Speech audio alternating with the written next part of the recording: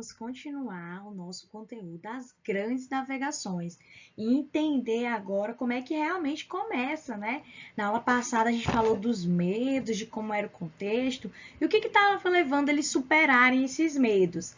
E na aula de hoje nós vamos conhecer as navegações feitas por Portugal e pela Espanha. Então acompanhe a aula direitinho, tá bom? Vamos lá. Expansão marítima portuguesa. Portugal, galera, foi o primeiro lugar a começar as navegações pelo Oceano Atlântico. Mas não é porque são mais bonito, mais crocante, não é bem isso. Nós vamos entender que Portugal foi meio que levada, né, a navegar por esse Oceano Atlântico, mesmo que com o medo que foi apresentado na aula passada. Por quê? Eles foram primeiro a centralizar o poder. Foi o primeiro país a se formar dentro da Europa, a ter um rei que organizou o poder com o apoio da burguesia. E aí eu lembro para vocês, a burguesia, né, é uma classe social de comerciantes. E os comerciantes vão investir dinheiro, né, na figura do rei, né, pagar esses impostos aos reis, e os reis vão acabar usando esses impostos arrecadados para impulsionar as navegações. Então, os barcos, gente, eram extremamente caros, né? A caravela, como a gente está vendo aqui, eles eram caros. Então, precisava de um apoio que viesse de cima, né? Um apoio em dinheiro, tá bom? A localização geográfica de Portugal é estratégica, né? Eles estão sendo banhados ali pelo Oceano Atlântico. O Oceano Atlântico todo dia olha para Portugal e dá aquela chamada, vem neném, né? Venha navegar, vem aqui, né? E aí Portugal começou inicialmente fazendo navegações de cabotagem próxima à costa, com a intenção, né, de pescaria. E aí, isso tudo vai dando o quê? Uma certa experiência, né, em navegação pelo oceano. Por mais que não seja o oceano além do horizonte, além daquilo que se pode ver da praia, mas pelo menos já é um bom começo. Então, eles começaram a estudar mais sobre navegação, começaram a melhorar os mapas. Gente, os mapas que tinham nesse período eram mapas da antiguidade. Então, a Portugal começou a refazer esses mapas de acordo com aquilo que conheciam naquele momento. Tem o uso, né, da bússola, do astrolábio, eles se tornaram bons usuários desses instrumentos de navegação. E a caravela, que é essa invenção, que é uma embarcação de pequeno porte que vai ser levada, né, pela força do vento. Isso facilita, ela é uma embarcação que anda mais rápido, navega mais rápido. Então, isso tudo vai facilitando, vai ajudando para que Portugal se constitua aí como a primeira que vai se lançar aí no oceano, encarar esse medo. Apoio da Igreja Católica. Galera, a Igreja Católica perdeu muitos fiéis aí durante o processo, né, da Reforma Protestante. E estava com o objetivo, né, de expandir o cristianismo, né, no caso o catolicismo, para lugares ainda não explorados, ainda não, né, encontrados pelos homens europeus. Nisso, eles também vão estar, né, nessas embarcações. E aí, o que é que vai acontecer? Dentro desse contexto, a Igreja Católica, né, ela vai, com os jesuítas, né, que são os chamados soldados de Cristo, vai sempre estar nas embarcações. E lembrando, Portugal é um local genuinamente católico, né? A Reforma Protestante meio que não conseguiu afetar, né, grandemente a ação da Igreja Católica em Portugal. Então, vai atrelar, gente, vários interesses. Interesse do rei em ficar muito rico, interesse da burguesia, interesse dos navegantes, que agora estão um pouco mais seguros, né, para encarar todo esse processo. E aí, a gente tem aqui, né, as primeiras navegações pelo Oceano Atlântico. Qual era o objetivo, né, dessas navegações? Vou colocar aqui de preto. Era sair daqui da Europa, né? Aqui tá Portugal, tá pequenininho, mas é Portugal, e chegar aqui, ó, na região da Índia, onde tinha as especiarias que eu falei na aula passada, né? Que eram os temperos, que era aquilo que eles usavam, né, para melhorar os seus alimentos, né? A sua comida, a produção da sua comida. E aí o que que acontece? Não foi um movimento fácil. Observem, a primeira conquista nesse território é de 1415. E aí, em 1500 é que eles vão realmente ter, vamos dizer assim, uma percepção de quão grandiosa era esse feito de encarar o Oceano Atlântico. É aí que eles vão realmente entender que o mundo não é plano, né? que a Terra não é plana, que na verdade o fim do mundo não é o fim da África, ainda tinha esses pensamentos. E aí o que acontece? A primeira foi a conquista de Ceuta, tá aqui, tá? Eles faziam inicialmente, gente, a navegação por cabotagem, ó. Perceba que eles são sempre próximos à costa, tá? E aí o que vai acontecer? Essas viagens, né, até aqui, mais ou menos, deram a certeza de como funcionava o Oceano Atlântico aí nessa região mais sul do hemisfério, né? Mais sul do planeta, perdão. E aí o que vai acontecer? Bartolomeu Dias vai ser convidado pelo rei. Ele era um navegante experiente e ele já conhecia algumas áreas aí desse oceano aqui na costa africana. Ele foi convidado pelo rei por um feito muito louco mesmo. E ele encarou, né? Não, vamos lá, não tô fazendo nada, vamos lá. Bartolomeu Dias teve a missão de sair de Portugal e ir até, né, a região aqui da Índia e passar por um local que até então era desconhecido. Aqui eles chamavam de Cabo das Tormentas, né? Não se sabia nem o que se tinha aí no finalzinho, né? Virar nesse finalzinho da África, não se sabia no que poderia se dar. E aí o que aconteceu? Né? Essa viagem era programada para durar em torno de 4, 5 meses, durou quase um ano. Bartolomeu Dias, por vários momentos, se perdeu, né, navegando por conta de tempestades ou de calmarias, né, que é quando o mar fica tão parado e não tem vento algum. Então, eles ficaram, né, perderam-se em tempestades aqui nesse local aqui, né, no finalzinho do hemisfério, né, da África. E tudo isso, né, fez com que eles perdessem tempo demais para chegar até aí, né, no final da África, e acabaram retornando. E aí esse Cabo das Tormentas recebeu o nome de Cabo de Boa Esperança. Agora, os portugueses teriam a esperança, né, de poder voltar, né, fazer esse mesmo percurso feito por Bartolomeu para chegar às Índias. E olha só, 10 anos depois é que eles realmente conseguiram esse feito de chegar, navegando pelo Atlântico, chegar até as Índias. E aí é que vem, ó, o Vasco da Gama. O Vasco da Gama, ele vai ser escolhido também um navegante experiente para fazer essa viagem. O percurso que ele faz, vou fazer aqui de preto, olha, em 1498, ó, ele vem, né, tarará, né, dá aquelas passadinhas aqui e vai.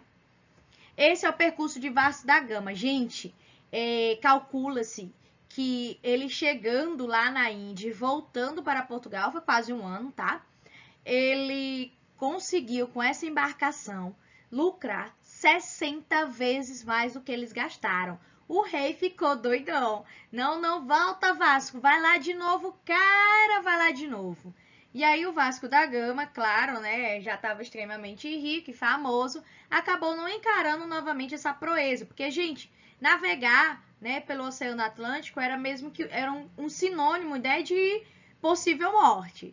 E aí o que vai acontecer? Vai ser chamado Pedro Álvares Cabral, também um navegante experiente, que conversou com Vasco da Gama, tá ali, Vasco da Gama apresentou os mapas náuticos e Pedro Álvares Cabral tinha a missão de seguir esse mesmo caminho aqui que eu coloquei de preto, né, de Vasco da Gama. Só que nós sabemos que em 1500 Pedro Álvares Cabral deu uma desviada bacana, olha só, né, ó, depois as suas embarcações seguiram, né, o restante do caminho. E aí vem a pergunta, né, chegou no território onde hoje é o Brasil, e aí fica aquela grande pergunta, foi por um acaso? Não, tá? Por que não? Tem uma viagem anterior, no mesmo ano de Vasco da Gama, que saiu, né, de Portugal e veio para a região onde hoje é o Brasil, mas aqui na região de América do Norte, ou na região norte, né, do nosso país, né, adentrou no território por meio de rios e voltou, foi uma expedição sigilosa de Duarte Pacheco. Então, em 1500, a expedição de Pedro Álvares Cabral, ela tem uma intenção de quê? Realmente afirmar que essa terrazinha aqui, né, esse pedacinho que hoje é o Brasil, seria de Portugal. Então, se os portugueses foram os primeiros a chegar nesse território do Brasil, eles chegaram em 1498, não foi em 1500. Pedro Álvares Cabral, ele veio, né, para noticiar e confirmar que realmente, né, Portugal tinha encontrado essa terra nova, tá?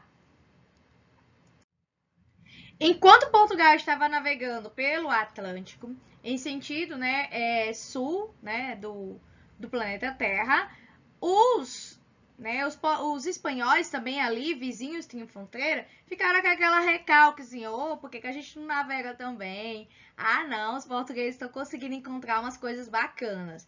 E aí, o que aconteceu? As navegações espanholas, elas vão acontecer nesse mesmo período, só que vai ter um plano muito louco aí de Cristóvão Colombo. Ele, como alguns teóricos daquele período, estava com a teoria de que o mundo ele seria redondo, né? Hoje a gente sabe que é meio que oval.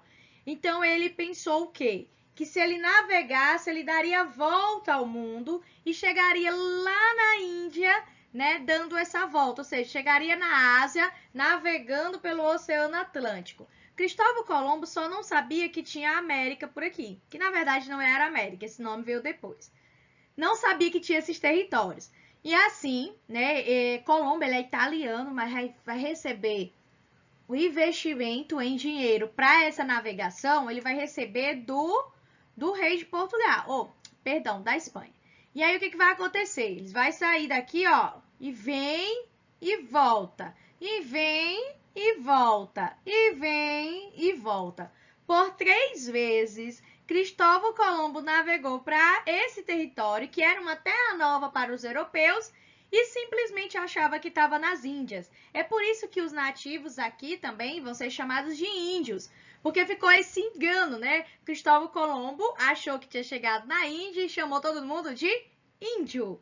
Resultado, né? Colombo desconfiou até, mas não tinha como confirmar, ele nunca tinha ido até a Índia, né? Para saber se estava chegando numa terra nova. Então ele achava que não tinha chegado em uma terra nova, desconhecida, mas sim, né, chegado aí no território indiano.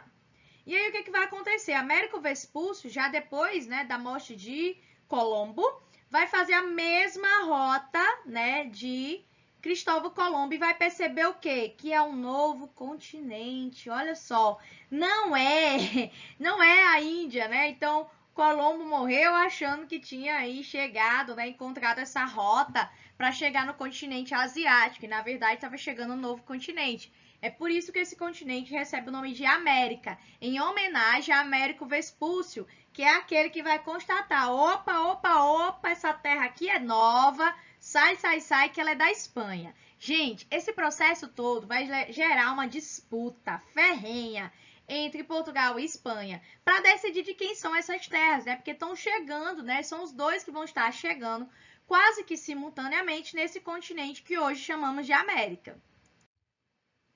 E aí nós temos Portugal e Espanha, para não entrarem numa guerra, em meio a esse processo de navegação, eles vão assinar alguns tratados. Olha só, foi um processo até chegar no tão famoso Tratado de Tordesilhas. Em 1480, ou seja, antes mesmo deles fazerem essas descobertas, né, de encontrarem aí essas novas terras do continente americano, antes mesmo disso, já estavam tentando dividir o mundo entre Portugal e Espanha. Foi feito o Tratado de Toledo, então dividia, né, o hemisfério em norte e sul, tá? O sul seria de Portugal e o norte seria da Espanha. Em 1493 foi feito um outro tratado, o de Bula Intercoetera, que dividia o mundo em leste e oeste entre Portugal e Espanha, a 150 léguas da ilha de Cabo Verde, que é essa daqui, tá bom? E aí, esse tratado, Portugal bateu cabeça, disse que não aceitava, que estava injusto, que eles iam ficar com menos terras. Detalhe, as terras de Portugal seriam essas de verde, tá? Então, eles ficariam com a África, com parte da Ásia, né? Só tá aqui a Europa, que é uma exceção, tá? E aí, Portugal começa a brigar, porque não aceitou esse tratado e Espanha de boa, né?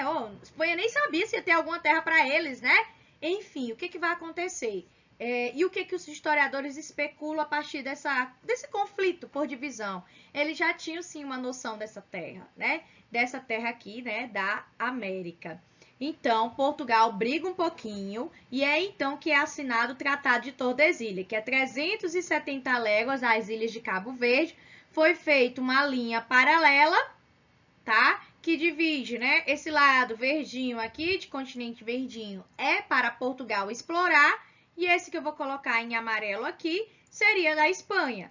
Então, esse pedacinho aqui, ó, de verde, seria o território onde hoje é o Brasil. Claro, a gente vai expandir esse território. Portugal vai conquistar mais territórios, tá? Então, só para a gente ter uma ideia, estamos chegando aí nesse novo momento, que é encontrar essas novas terras e passar por um processo de exploração, né, dessas novas terras. Então, fica com a gente aí nas próximas aulas, né? Faça as atividades direitinho também, tá? Então, até mais, gente. Fiquem em casa, se cuidem, estudem esse conteúdo que ele é bem bacana.